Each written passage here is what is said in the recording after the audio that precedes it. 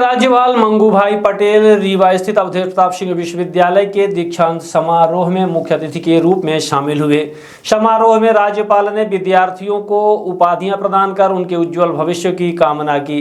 इस अवसर पर राज्यपाल मंगूभाई पटेल ने विश्वविद्यालय परिसर में स्थापित रिसर्च इनोवेशन एवं इनक्यूबेशन सेंटर का उद्घाटन भी किया। उन्होंने कहा कि यह केंद्र विद्यार्थियों और शोधार्थियों को नवाचार, स्टार्टअप और अनुसंधान के क्षेत्र में नई दिशा देगा तथा क्षेत्रीय विकास में महत्वपूर्ण भूमिका निभाएगा। दीक्षांत समारोह को संबोधित करते हुए राज्यपाल ने कहा कि आज का युवा केवल डिग्री तक सीमित न रहे, बल्कि अपने ज्ञान और कौशल के माध्यम से समाज और राष्ट्र के निर्माण में योगदान दे। उन्होंने शिक्षकों और विश्वविद्यालय प्रशासन की भूमिका भी सराहना की। कार्यक्रम में विश्वविद्यालय के कुलपति, प्राध्यापकगण, शोधार्थी, छात्र छात्राएं एवं गणमान्य अतिथि बड़ी संख्या में उपस्थित रहे। समारोह का वातावरण उत्साह और गरिमा से परिपूर्ण रहा।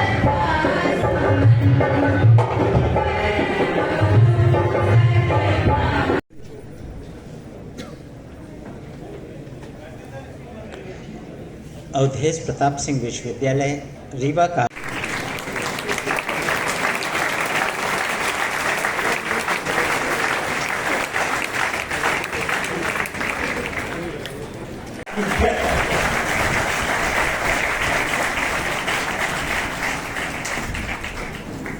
माननीय गुरु जी से अनुरोध है कि आप मंच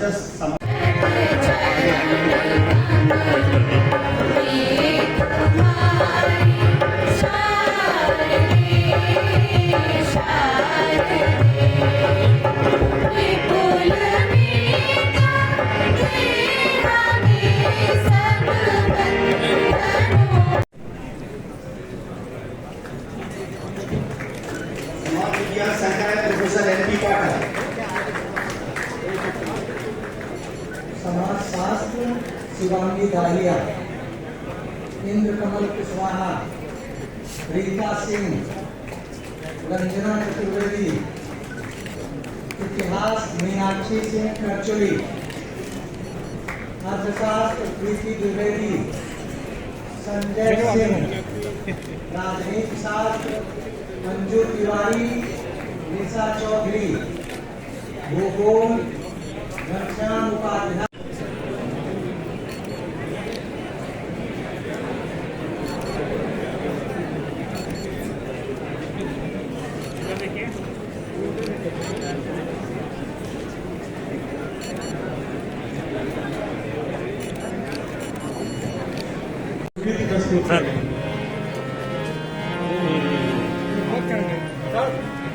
थोड़ा पीछे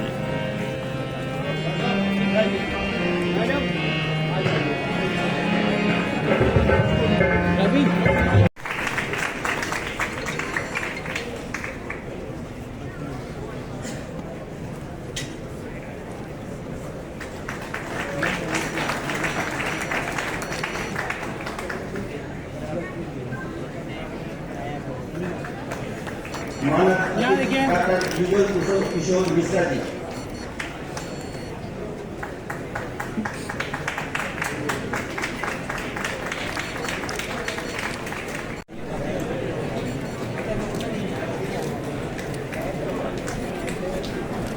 यहाँ देखिए संदीप, सामने देखिए, सामने देखिए,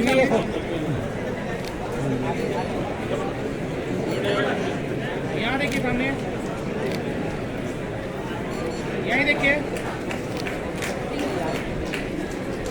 सामने देखिए, सामने सामने देखिए, सामने देखिए, सामने देखिए, सामने निकलिए निकलिए, सामने देखिए, सामने देखिए,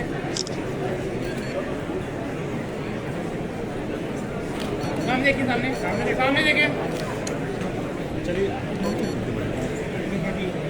विज्ञान संकाय प्रोफेसर आदित्य पटेल, सामने देखिए।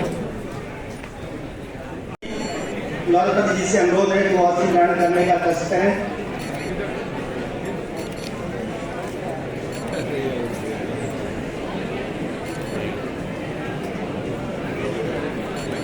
चलो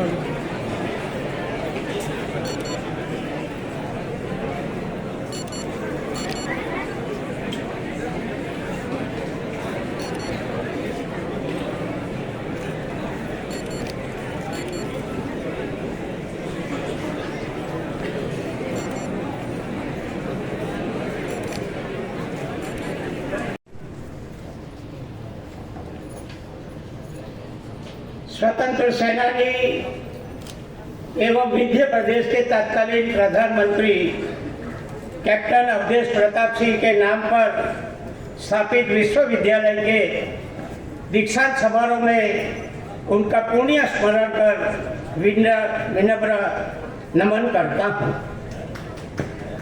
आज दीक्षित होने वाले विद्यार्थी, पदक विजेता, उनके गुरुजनों और माता पिता को बधाई और शुभकामना देता हूँ।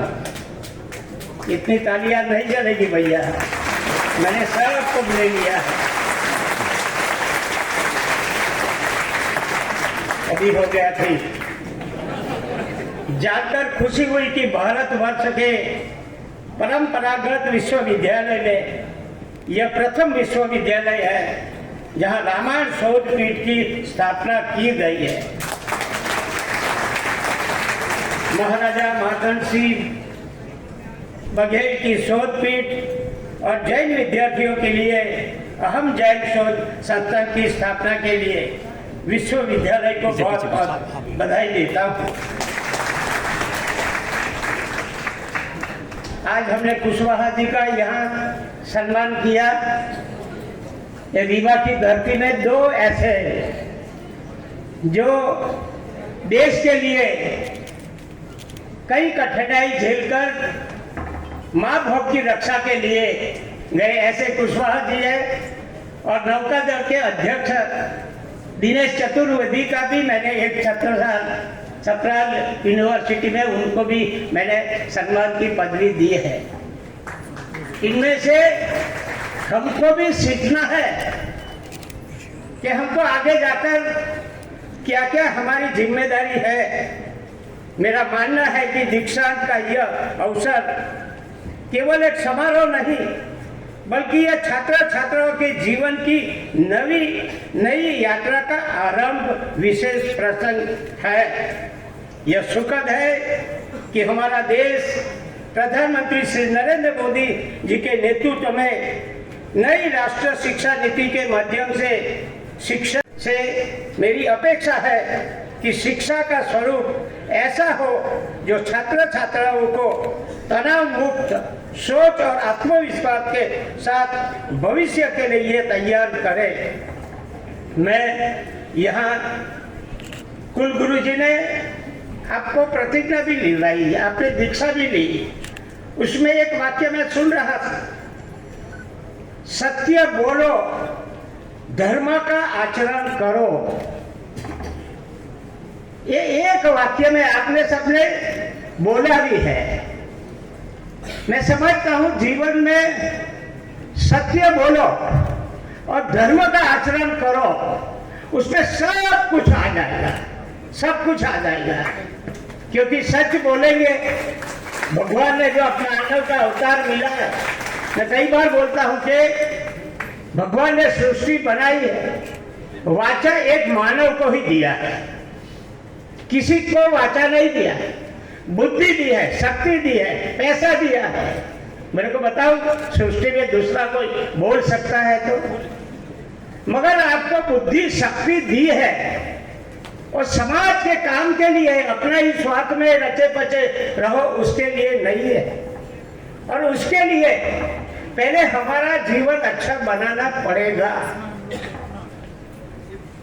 हमारा जीवन अच्छा बनेगा और शरीर भी की फिटनेस होनी चाहिए।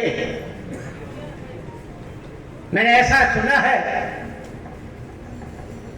कि 40 तक की उम्र है तो मन को भाई ऐसा खाओ, मगर 40 के बाद शरीर को भाई ऐसा खाओ।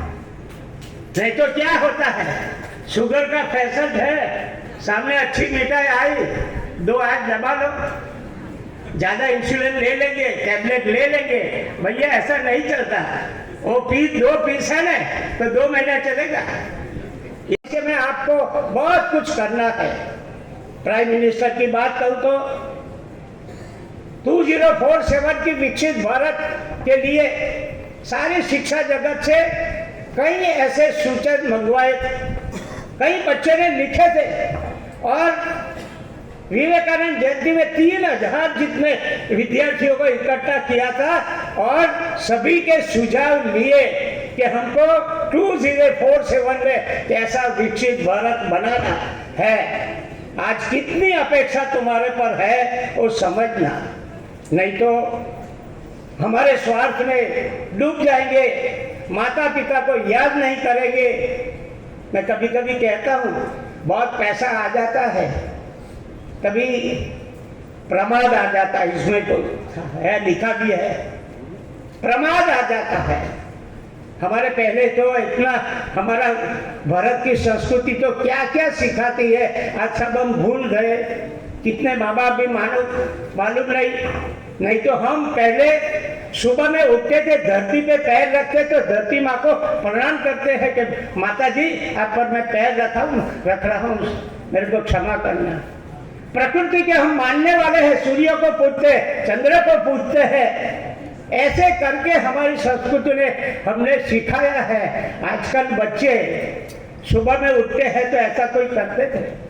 माँ बाप भी कई परिवार में आज भी है, सुबह में माँ बाप पूजा करने बैठते हैं तो छोटे बच्चे को भी बिठाते, बेटा इधर आ, तो पहले भगवान की पूजा करो, बाद में तुम नाश्ता करना, मगर हमारे साथ बैठो। ऐसे कितने परिवार है कि माँ बाप बच्चे को ऐसे संस्कार बचपन से देते हैं। पढ़ाई को डिग्री तो बहुत अच्छी ले ली, मगर मैं कई प्रोफेसर को भी कहता हूं कि बच्चे को जीवन कैसे जीना है वो भी सिखा, तो उनको जीवन में काम आएगा। डिग्री से सिर्फ काम नहीं आएगी, कितनी भी डिग्री बड़ी हो मगर विवेक नहीं होगा, सत्य बोलेगा नहीं, धर्म का आचरण नहीं करेगा, तो हमारा बच्चा कैसे, समाज में क्या होगा? इसका बच्चा देखो कैसा है, मगर कोई संस्कारी बच्चा है। अभी कभी टीवी पे देखता है ना, छोटा सा ऐसा बच्चा कृष्ण भगवान की धुन सुनते हम कितने राजी हो जाते हैं। इतना छोटा बच्चा आज इतनी अच्छी कृष्ण भगवान को याद करते हैं।